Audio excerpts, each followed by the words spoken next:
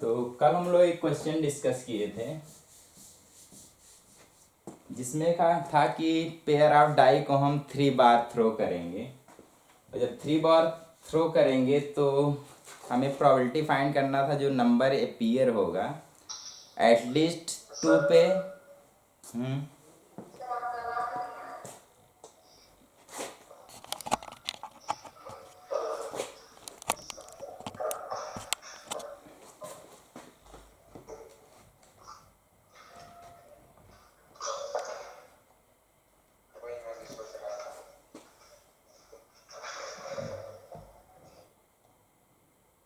आ रहा है अब आवाज? Yes sir. ओके। कल हम लोग डिस्कस किए थे एक पेयर ऑफ डाई को जब थ्रो करेंगे तो वहाँ पे 3 बार थ्रो करना था और कह रहा था कि एटलीस्ट 2 टाइम एग्जैक्टली 2 टाइम ऐसा केस हो कि दोनों का सम जो हो 9 आए। तो हम लोग थोड़ा सेट बनाए थे कि अगर एक पेयर ऑफ डाई को अगर थ्रो करेंगे तो 9 कब आएगा? जब हमारा 3 और 6 हो और 6,3 हो और 4,5 हो या 5,4 होगा। तो इस केस में हमारे पास 9 आएगा। अब क्वेश्चन में था कि 3 बार थ्रो किया गया है तो एग्जैक्टली 2 पे हमारे पास जो ऐड करने पे जो रिकॉर्ड स्कोर आए वो 9 के बराबर आए और तीसरे पे मतलब 2 पे आना है एग्जैक्टली 2 पे। तो यहाँ पे 3 केस बनेगा कि हमारे पास पहली बार जब हम पेयर को थ्रो करेंगे पहला केस होगा, दूसरी बार थ्रो करेंगे दूसरा केस होगा, तीसरी बार जब थ्रो करेंगे तीसरा केस होगा। तो पहले 2 में अगर हमारे पास इनमें से कोई आएगा और तीसरे पे कुछ और आएगा तो कह पाएंगे कि हमारा जो केस बन रहा होगा तो चलो टोटल वही फेवरेबल केस निकालेंगे। तो फेवरेबल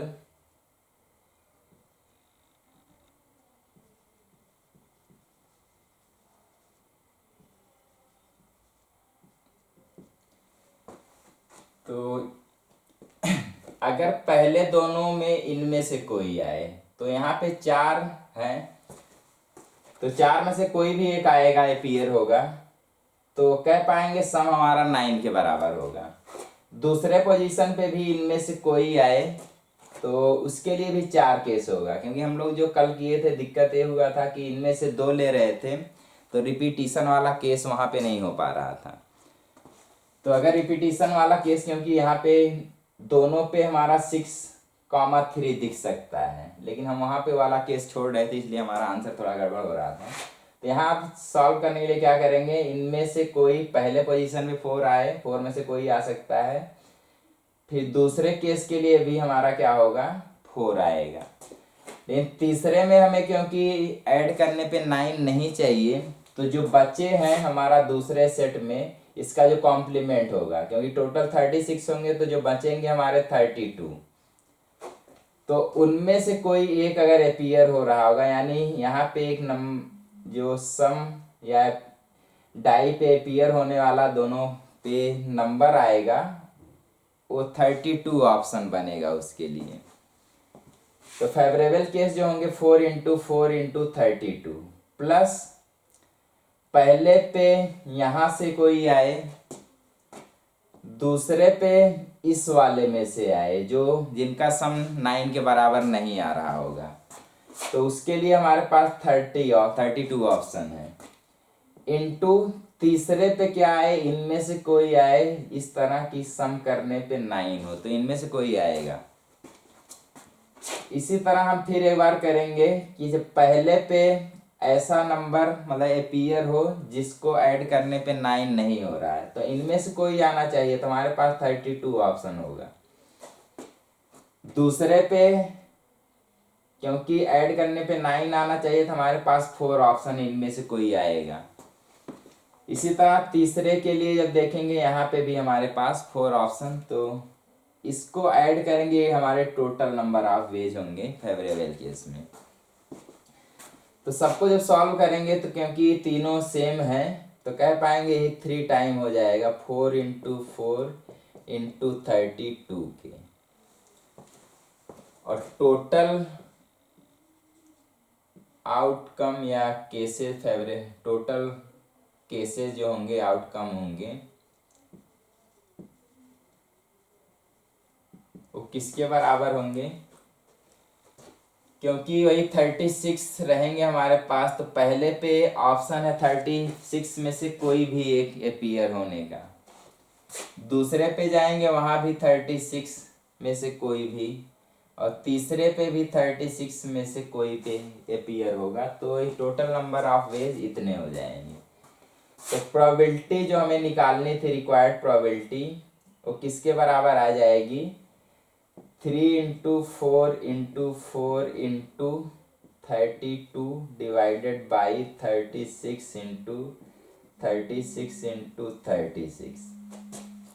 तो 4 से कैंसिल करेंगे 9, यहाँ से 4 से कैंसिल करेंगे 9, यहाँ भी हम 4 से कैंसिल करेंगे 9, और यहाँ पे 4 से कैंसिल करने पर 8, और यहाँ से 3 हमारा 9 कैंसिल होगा, एक 3। तो जो आंसर आएगा 8 डिवाइडेड बाई 9 × 9 × 3। तो आंसर बनेगा 8, 9 × 9 81 × 3। तो 8 डिवाइडेड बाई 3 24 यहाँ पे। तो हमारा ये वाला जो आंसर था ये हमारा सही होगा। तो उसको करेक्ट कर लेंगे। वहाँ पे थोड़ा कन्फ्यूज़न इसलिए हुआ था क्योंकि हम लोग इसमें से दो कोई भी चूज कर ले रहे थे। तो अगर ये वाला आ रहा है तो दोबारा ये नहीं आने वाला केस उसमें रहेगा। ये दोनों आ रहे होंगे तो मतलब वही रिपीट वाला केस उसमें नहीं था, लेकिन यहाँ रिपीट हो सकते हैं क्योंकि दो जब पेयर ऑफ डाइस थ्रो किए जा रहे हैं तो पहले पे भी 6,3 आ सकता है, दूसरे पे भी 6,3 आ सकता है। तो इसलिए यहाँ पे ये वाला कॉन्सेप्ट लगेगा। तो इसको नोट कर लेंगे और वहाँ थोड़ा करेक्ट कर लेंगे।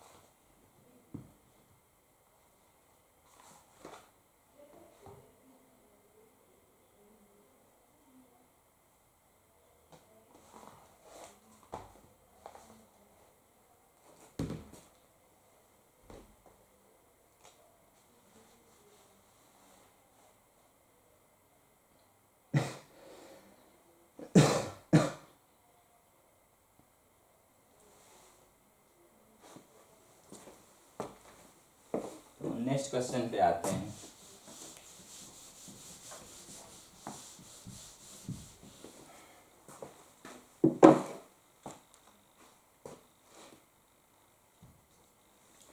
तो क्वेश्चन है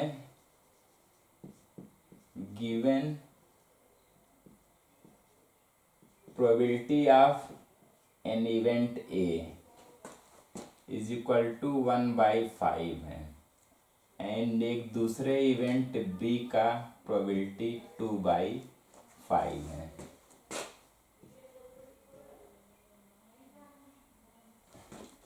फाइंड द प्रोबेबिलिटी ऑफ ए और बी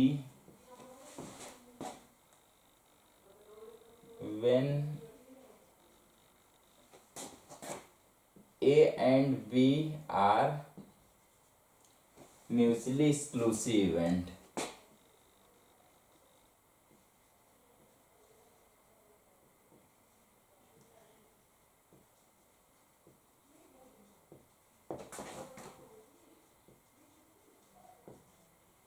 तो दोनों एक्सक्लूसिव इवेंट हैं, क्योंकि दो ही हैं तो उनको हम एक्सक्लूसिव इवेंट कह सकते हैं। म्यूचुअली का मतलब दो ही हैं, तो तीन अगर होते तो म्यूचुअल यहाँ पे यूज़ करना ज़रूरी था। तो एक्सक्लूसिव इवेंट होंगे दोनों, तब हमें इसकी वैल्यू फाइंड करना है। तो एक बार ट्राई कर सकते हैं, आसान सा क्वेश्चन है।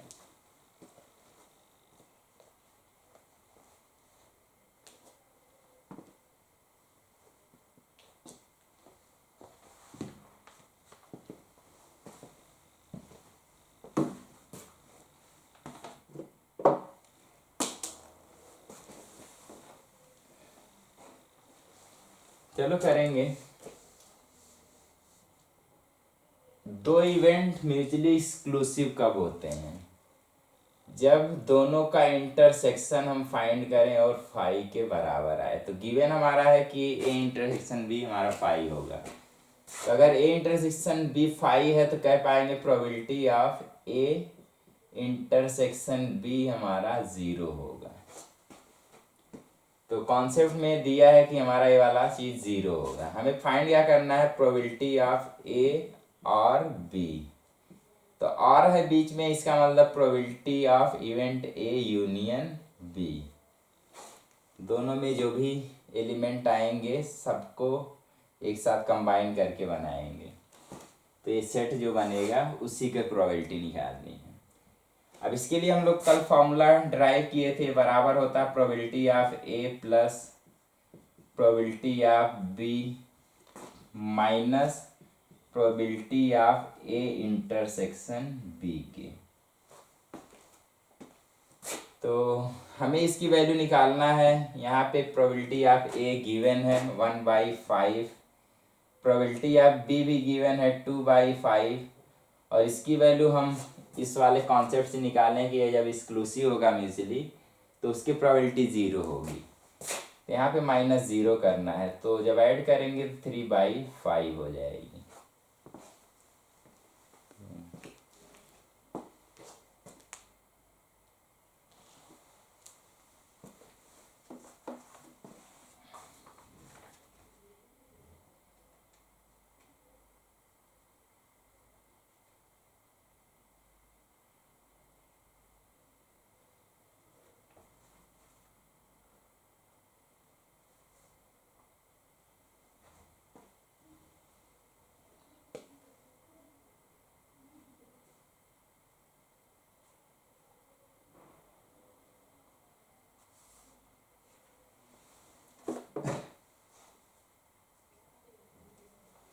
नेक्स्ट क्वेश्चन पे आते हैं।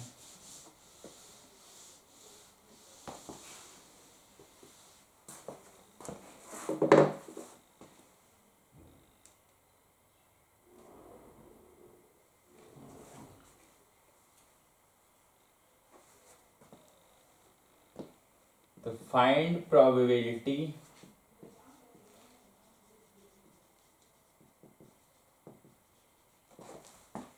That when a hand of 7 card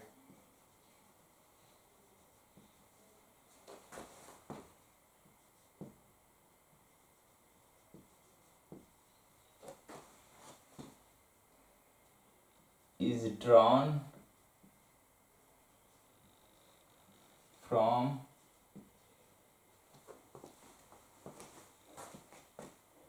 a well shuffled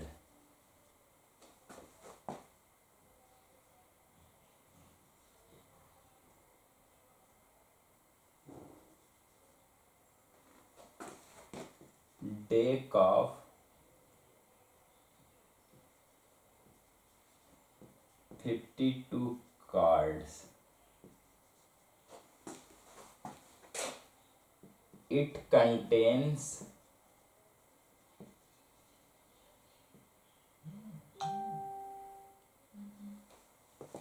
तो इसमें दो पार्ट है। फर्स्ट पार्ट है, तीन पार्ट है। फर्स्ट पार्ट है ऑल किंग्स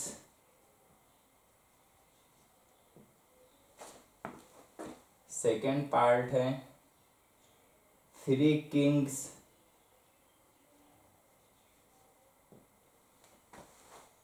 और थर्ड पार्ट है एटलीस्ट 3 किंग्स।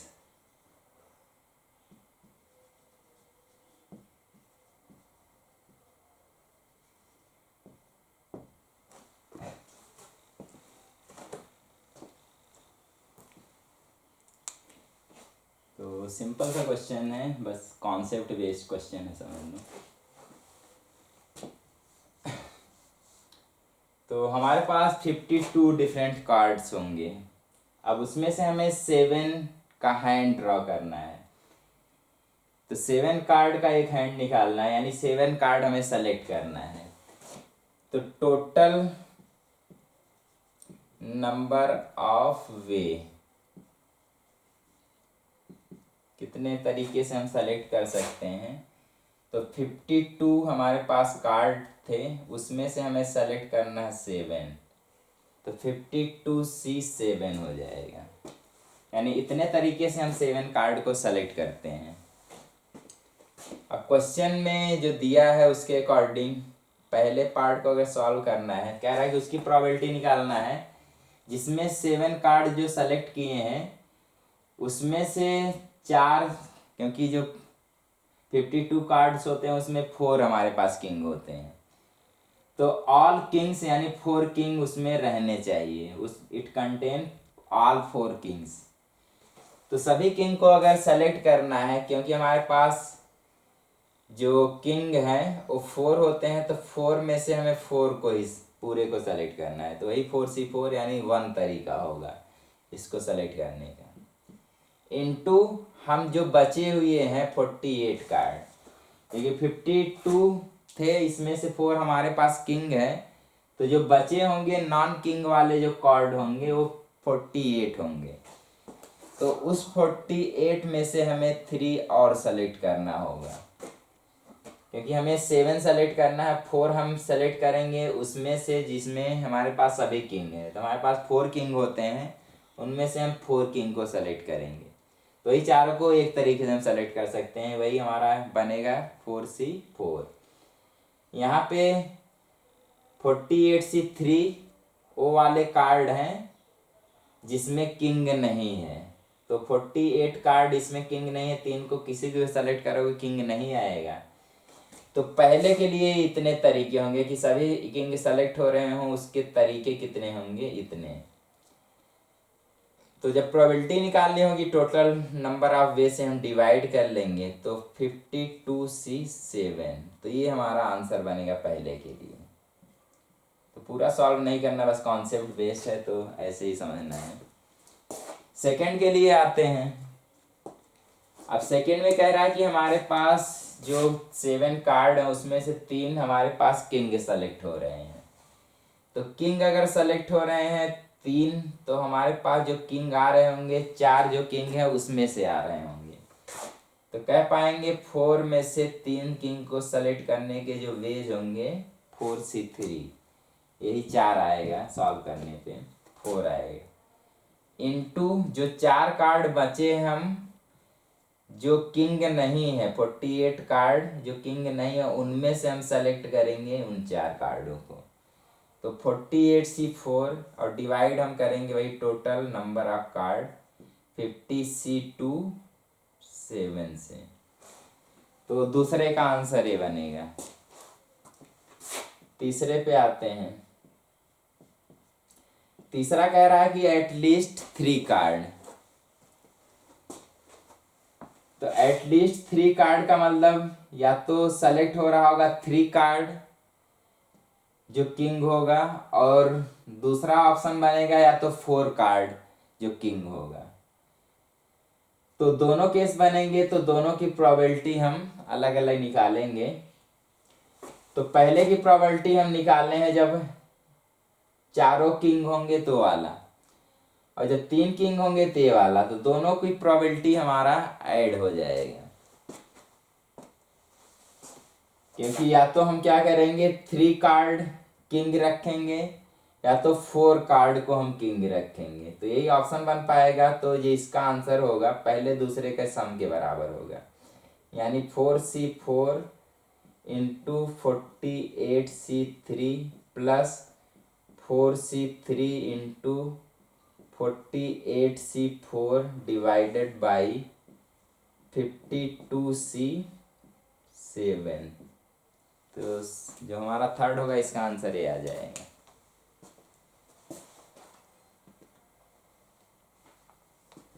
तो बेसिकली कॉन्सेप्ट बेस्ड क्वेश्चन है कि सीधे हम देखेंगे कॉन्सेप्ट कैसे हम सेलेक्ट कर सकते हैं इस तरह।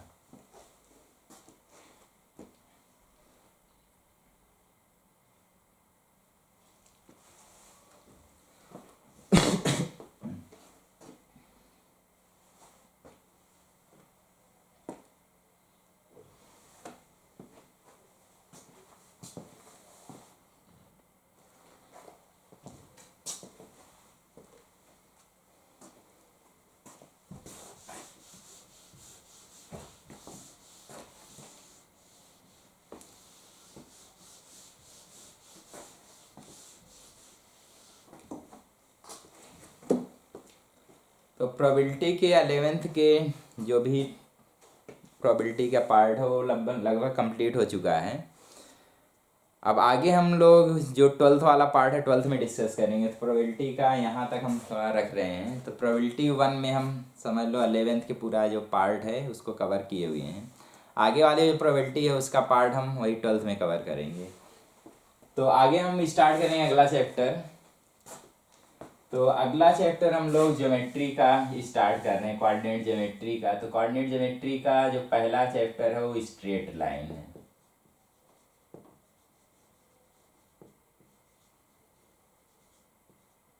तो बेसिकली स्ट्रेट लाइन के बारे में पढ़ना है।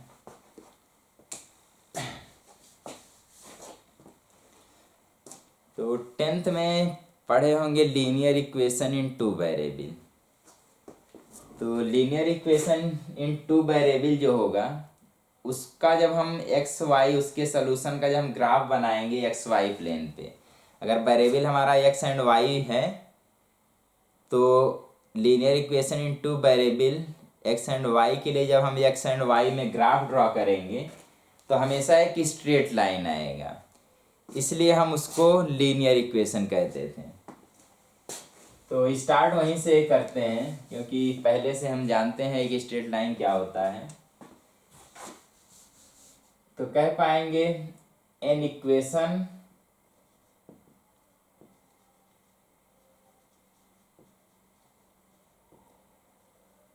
इन द फॉर्म ऑफ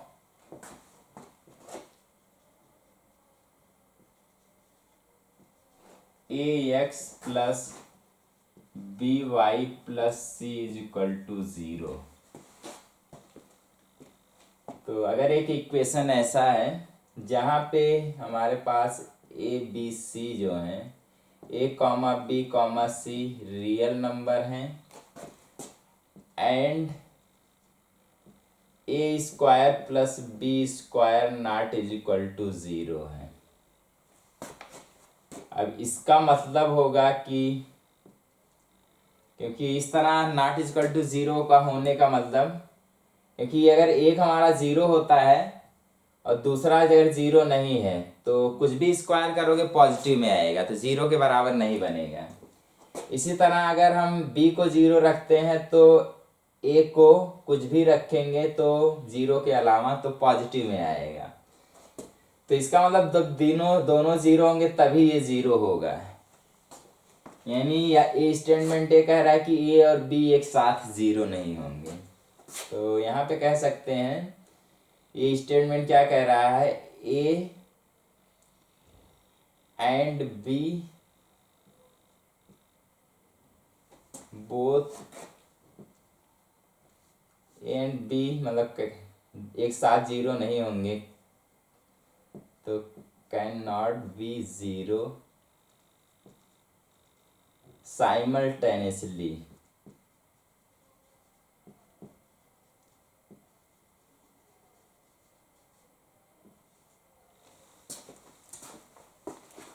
तो इस फॉर्म को कहेंगे कि अगर ऐसा कुछ होगा रिप्रेजेंट करेगा एक straight line.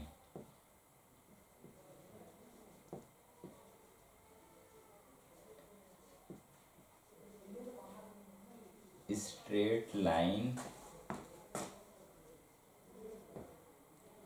On X Y plane.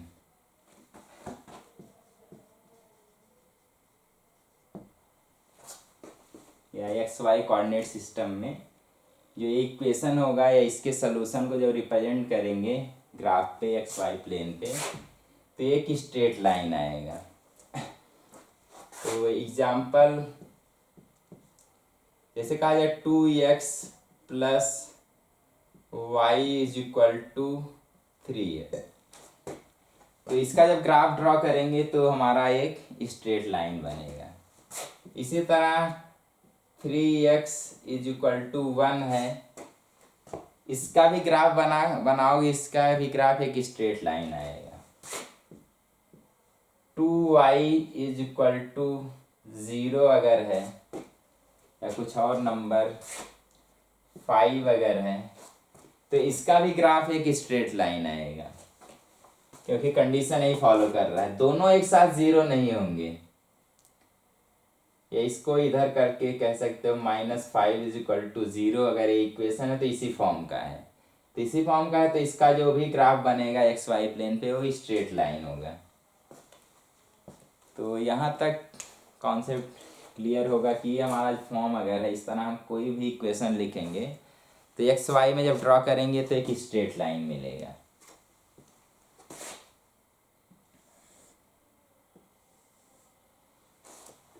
अब अगर एक स्ट्रेट लाइन यहाँ पे वाई एक्सिस है और यहाँ पे एक्स एक्सिस है, तो एक स्ट्रेट लाइन ऐसे ड्रॉ हो सकता है,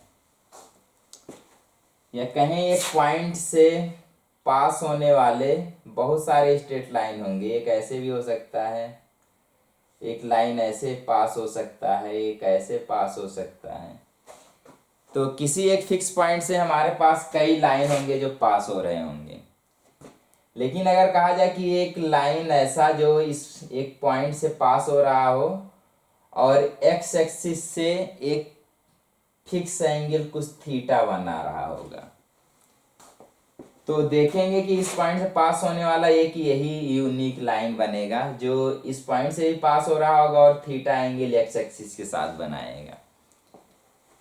तो एक यूनिक लाइन को अगर डिस्क्राइब करना है तो हमारे पास जो ग्राफ होगा एक्स वाई में एक्स से कितना एंगल बना रहा है ये अगर हमें पता हो, और एक किसी पॉइंट से पास हो रहा होगा अगर वो पता होगा, तो हम कह पाएंगे उस लाइन के इक्वेशन। यानी अगर एक लाइन है, या कह पाएंगे एंगल हमें फाइंड है और एक पॉइंट से पास हो रहा है, तो ऐसा एक लाइन जो मिलेगा यूनिक होगा।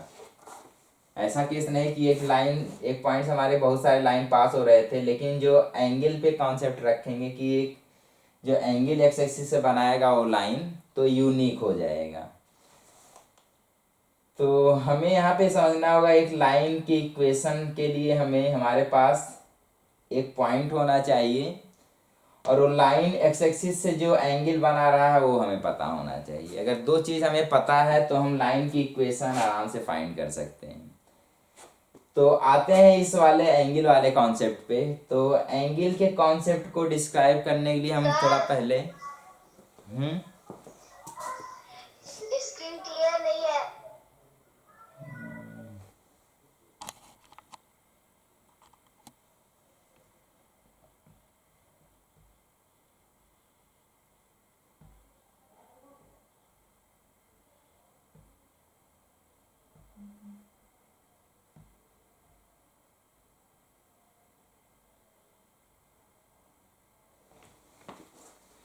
अब थोड़ा क्लियर है।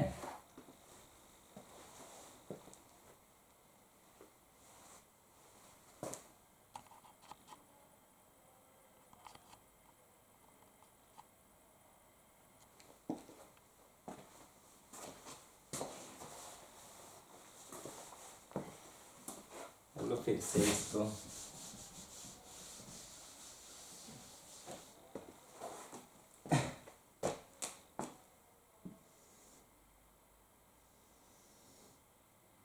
यहाँ पे वाई एक्सिस है, ये वाला हमारा एक्स एक्सिस है।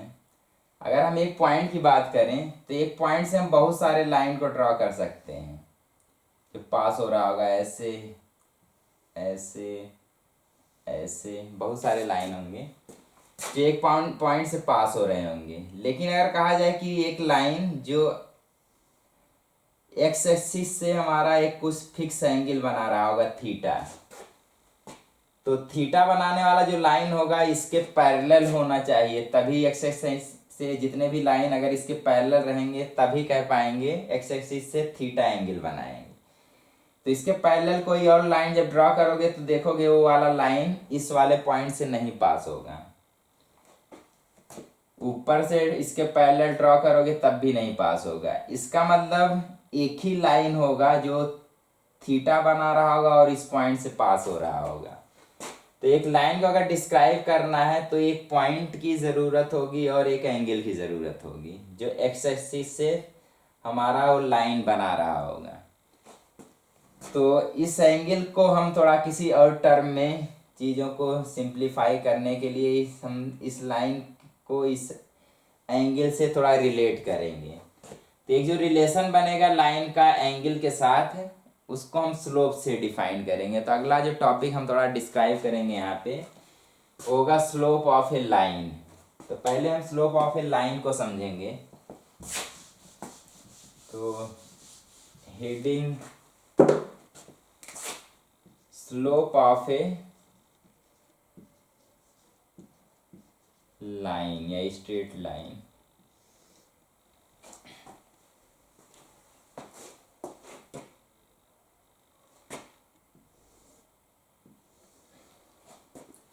तो एक लाइन अगर एक्स एक्सिस से पॉजिटिव एक्स एक्सिस से थीटा एंगल बना रहा होगा तो इसका जब tan निकालेंगे, tan ऑफ थीटा निकालेंगे, वही हमारा स्लोप होगा इस लाइन का।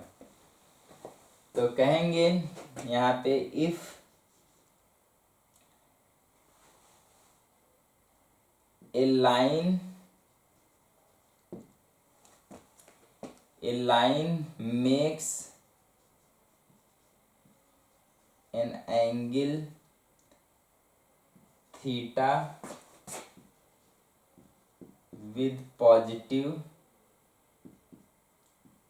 X axis.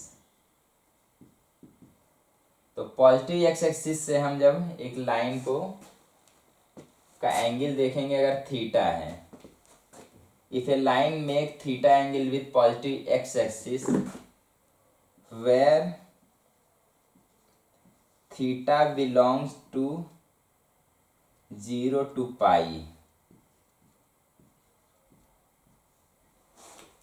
तो जो एंगल होगा हमारा एक लाइन जो ड्रॉ करेगा पॉजिटिव एक्स एक्सिस से, या तो जब ऐसे होगा तो 0 एंगल बना रहा होगा, थोड़ा ऐसे होगा तो 0 से ज़्यादा ऐसे जाएगा तो, और जब ऐसे आ जाएगा तो 90 डिग्री बनाएगा, इस वाले में आएगा तो 90 से ज़्यादा बनाएगा, ऐसे होगा तो और ज़्यादा बनाएगा। अगर लाइन हमारा ऐसे ही ड्रॉ होगा तो यहाँ से जाएंगे तो हमारा पाई एंगल बना रहा होगा, या पाई क्या उसको देखने लेंगे तो 0 बना रहा होगा। तो हम यहाँ पे ओपन भी रख सकते हैं कि जो थीटा हमारा होगा 0 से पाई पे ओपन हमारा, क्योंकि जैसे ही पाई बन रहा होगा वो लाइन दूसरे तरफ से देखोगे 0 एंगल बनाने लगेगा। या और जब जाएंगे थोड़ा लाइन को और इसमें जब करेंगे, जैसे यहाँ तक था, अब ऐसे जैसे ही इधर करेंगे तो जैसे इधर निगेटिव 180 से ज़्यादा बनेगा, इधर देखोगे पॉजिटिव में एक छोटा सा एंगल बना रहा होगा, तो उस वाले एंगल को हम कंसीडर करने लगेंगे। एक लाइन ऐसे था, अब इसी पॉइंट से पास होने वाला लाइन ऐसे बना दिया जाए तो अब इसका एंगल बढ़ गया। ऐसे अगर ड्रॉ किया जाए तो अभी एंगल कितना हो जाएगा, 90 से कुछ ज़्यादा आएगा। ऐसे अगर ड्रॉ करें तो एंगल देखेंगे और ज़्यादा हो गया। जब इस पे आ जाएगा तो देखेंगे फिर से एक तरह देखेंगे तो 180 डिग्री या पाई रेडियन बन रहा होगा, और इस वाले पार्ट को जब पकड़ के देखेंगे तो इसी पे क्योंकि ओवरलैप हो रहा है तो देखेंगे 0 एंगल बन रहा है, इसको हम 0 कंसीडर करेंगे। फिर एक लाइन अगर ऐसे इसी पॉइंट से पास होगा तो एक तो हम ऐसे जाके यहाँ मेजर करना चाहेंगे तो देखेंगे 180 ज़्यादा बन रहा है, लेकिन हमारे पास ये वाला जो पार्ट है इसको हम लेके ही मेजर कर लेंगे तो क्या होगा कि 90 से छोटा बनेगा। तो वही हमेशा जो एंगल बनेगा एक लाइन का एक्स एक्सिस से, पॉजिटिव एक्स एक्सिस से, तो 0 से पाई के बीच में लाई करेगा, 0 से 180 डिग्री के बीच में। अब यहाँ पे रेडियन में लिखा जा रहा तो हमारा थीटा जो होगा 0 से पाई रेडियन के बीच में लाई करेगा। तो इस तरह समय हम जो tan थीटा होगा, तो देन वही अगर एंगल बना रहा तो जो tan थीटा आएगा इसी को हम m से डिनोट करेंगे और यही कहलाएगा is slope of line, given line.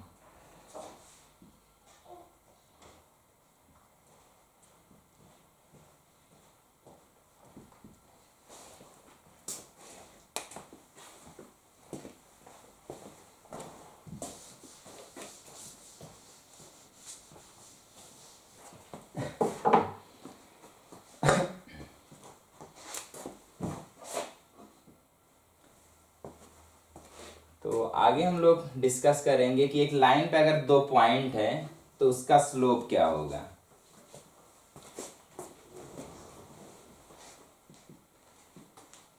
If 2 points x1, y1 and x2, y2 on a line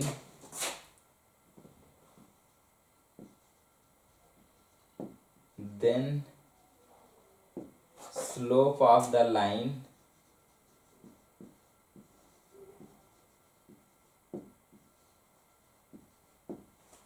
is given by, तो चलो देखेंगे। सपोज करो एक लाइन है, इस पे एक पॉइंट हमारा x1 y1 है, एक पॉइंट हमारा x1 y1 है, दूसरा पॉइंट हमारा x2 y2 है। तो यहाँ से जब मेजर करेंगे तो यहाँ से यहाँ जो लेंथ बनेगी वो हमारी x1 होगी और यहाँ पे जब ड्रॉप करेंगे परपेंडिकुलर तो कह पाएंगे वही 0 से या ये y एक्सिस से जो हमारा यहाँ तक का लेंथ आएगा वही x2 के बराबर आएगा।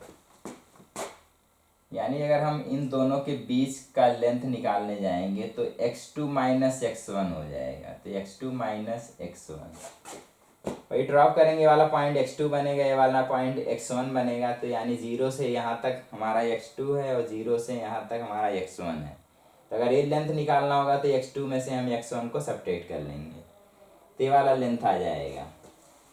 इसी तरह अगर इस वाले डिस्टेंस की बात करेंगे, क्योंकि यहाँ पे वाला पॉइंट है तो ये वाला हमारा y1 हो जाएगा और यहाँ से यहाँ तक जब मेजर करेंगे, क्योंकि इस पॉइंट का कोऑर्डिनेट x2, y2 है तो ये वाला लेंथ हमारा y2 आएगा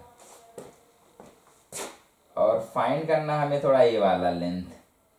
तो यहाँ से यहाँ तक, तो जो यहाँ से यहाँ तक वाला लेंथ आएगा वो y2 में से हमारा y1 सब्ट्रैक्ट करने पे आएगा। तो y2 माइनस y1, तो ये वाला लेंथ हो जाएगा। अब कहा जाएगा ये वाला लाइन इस वाले x एक्सिस से थीटा एंगल बना रहा है, तो क्योंकि ये वाला जो लाइन है x एक्सिस के पैरेलल है और ये हमारा ट्रांसवर्सल लाइन हो जाएगा। तो ये वाला अगर एंगल थीटा है तो ये भी हमारा थीटा होगा, करेस्पॉन्डिंग एंगल। जब दो पैरेलल लाइन को एक हमारा ट्रांसवर्सल लाइन इंटरसेक्ट कर रहा होगा तो करेस्पॉन्डिंग एंगल इक्वल होते हैं। तो यहाँ अगर थीटा है तो ये भी हमारा थीटा हो जाएगा। अब एक ट्रायंगल हम लोग देख रहे होंगे, ये वाला ट्रायंगल जो राइट एंगल ट्रायंगल है जिसपे एक एंगल थीटा है। तो अगर हम tan थीटा लिखना चाहेंगे तो हमारा क्या बनेगा, ये वाला लेंथ डिवाइडेड बाई ये वाला लेंथ, परपेंडिकुलर अपॉन बेस। तो तो हमारा बनेगा y2 minus y1 divided by, या स्लोप हम वही m से डिनोट करेंगे, m हमारा आएगा y2 minus y1 divided by x2 minus x1। तो m हमारा उस लाइन का स्लोप हो जाएगा, तो उसको हम निकालेंगे, ऐसे सॉल्व करेंगे, y2 minus y1 divided by x2 minus x1, या ऐसे भी लिख सकते हो y1 minus y2 divided by x1 minus x2। जो पहले रखना है उसको हम पहले सॉल्व करेंगे, रखेंगे दूसरे के लिए वही, या तो हम y2 माइनस y1 रखेंगे तो नीचे हमें x2 माइनस x1 रखना पड़ेगा। अगर हम y1 माइनस y2 रखते हैं तो हमें यहाँ पे x1 माइनस x2 रखना पड़ेगा।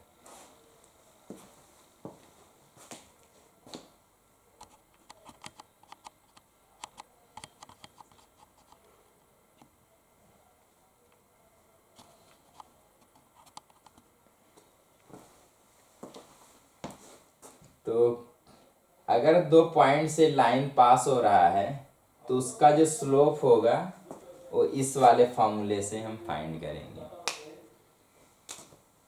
कहा जाए एक लाइन 1,2 एंड 3,5 से पास हो रहा है, तो इस लाइन का स्लोप क्या होगा।